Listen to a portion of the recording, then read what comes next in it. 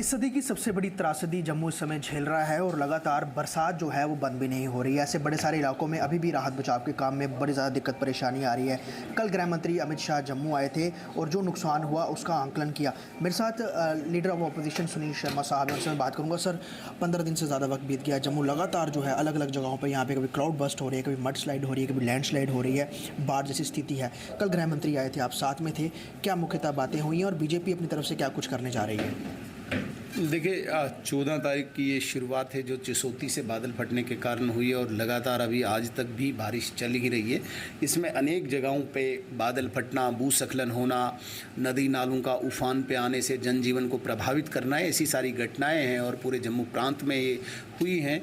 अलग अलग मैं घटना का विवरण तो नहीं दूंगा, लेकिन मैं ओवरऑल जनरलाइज करके बताऊंगा तो एक अलार्मिंग सिचुएशन सी बनी हुई है, जिसमें जो भारतीय जनता पार्टी का रोल है, विधायकों का रोल है, वो बखूबी निभा रहे हैं।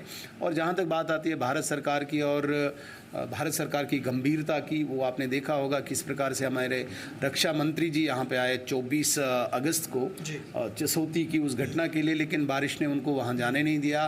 जितना उनसे हो सका वो उन्होंने किया। प्रधानमंत्री जी ने लगातार आदरणीय गृह मंत्री जी से बात करके यहाँ पे उनको भेजा है। 2 दिवसीय वो दौरा कंक्लूड करके चले गए हैं। ग्राउंड पे भी 2-3 स्पॉट्स पे गए और उसके अतिरिक्त हाई लेवल वो मीटिंग भी हुई, जिसमें भारत सरकार के भी उच्चस्थ अधिकारी थे और राज्य सरकार के भी बड़े बड़े अधिकारी थे। सारी स्थिति का जायज़ा उन्होंने लिया और जितने भी कदम उन्होंने उठाने चाहिए थे वो लिए, चाहे रिलीफ को लेके, चाहे रिहैबिलिटेशन को लेके। एक पार्ट मैक्सिमम रिलीफ रिहैबिलिटेशन का ही आता है। रेस्क्यू के लिए जहाँ तक सरकार लगी थी वहाँ पे हमारे विधायक और पार्टी भी लगी हुई थी, लेकिन कहीं न कहीं संतोषजनक कार्य रेस्क्यू में हुआ है।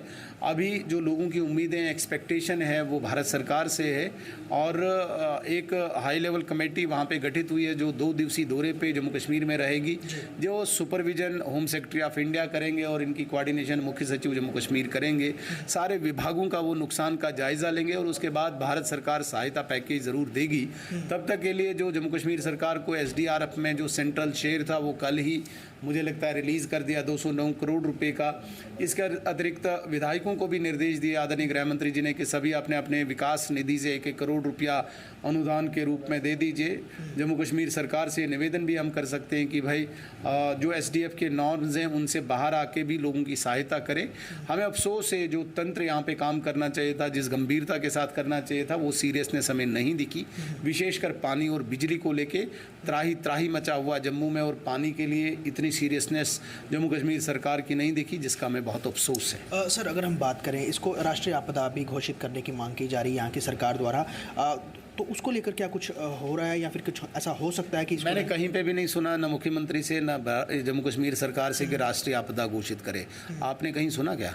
ऑफिशियली कुछ नहीं, कहीं पे नहीं मैंने सुना। चर्चाएं, बातें बहुत सारी चल रही हैं। वो अनऑफिशियली हो सकती है, लेकिन चीफ मिनिस्टर ने सामने आके उसे कहना चाहिए और कल जो बैठक हुई उसमें कहना चाहिए। कहीं पे भी आधिकारिक रूप से मुझे नहीं लगा कि जम्मू कश्मीर सरकार इतनी सीरियस है और उन्होंने राष्ट्रीय आपदा घोषित करने के लिए कोई आग्रह किया है, कोई आवेदन किया है, ऐसा नहीं लगा। बहुत सारे लोग इससे कंपेयर कर रहे हैं कि 2014 में जब बाढ़ आई थी तो उसके बाद 80,000 करोड़ रुपये केंद्र द्वारा दिया गया था, तो इस बार ज़्यादा जो है वो उसके बाद हुआ था। गलत है। देखिए, 2014 सितंबर में बाढ़ आई थी कश्मीर में और जो 80,000 करोड़ रुपए का पैकेज आदरणीय प्रधानमंत्री जी ने दिया था वो नवंबर 2015 में दिया था।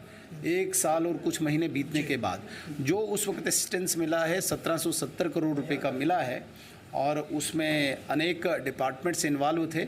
अब एग्जैक्ट मैंने पहले ही बता दिया कि जो हाई लेवल कमेटी यहाँ से जायज़ा लेके जाएगी उसके बाद सहायता राशि भारत सरकार देगी। अब वो डिपेंड करता है कितने डिपार्टमेंट्स इन्वॉल्व हैं। यहाँ पे इतने डिपार्टमेंट्स हैं, बिजली का है, पानी का है, सड़क का है, स्कूल का है, अस्पताल का है, नेशनल हाईवेज़ का है, रेलवेज़ का है। सारे डिपार्टमेंट्स का अपना अपना नुकसान हुआ है। वो कुल मिला के कितना पैकेज बनेगा वो भविष्य तय करेगा। अब नॉन सीरियसनेस की बात कर रहे हैं, कल एक तस्वीर और पहले भी एक इस तरह का इंसिडेंट हो चुका है कश्मीर में। उमर अब्दुल्ला कल खुद पीछे रह रहे थे या फिर वो क्यों इस तरह से जो इंसिडेंट हुआ ये बात? इसमें मैं कोई ज़्यादा टिप्पणी नहीं करूँगा। कोई भी फोटोग्राफ किसी इवेंट की व्याख्या नहीं कर सकता है। फ़ोटो कहीं पे भी किसी भी प्रकार से उठ सकता है, वो कैमरामैन पे डिपेंड करता है।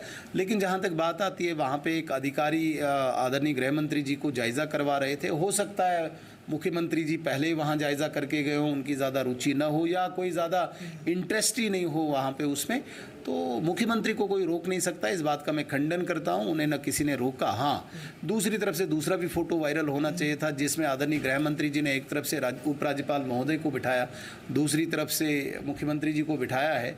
वो आदर प्रकट करता है उस फोटो से कि भाई एक चुने हुए मुख्यमंत्री के लिए भारतीय जनता पार्टी के नेतृत्व में रिस्पेक्ट है और रहेगी।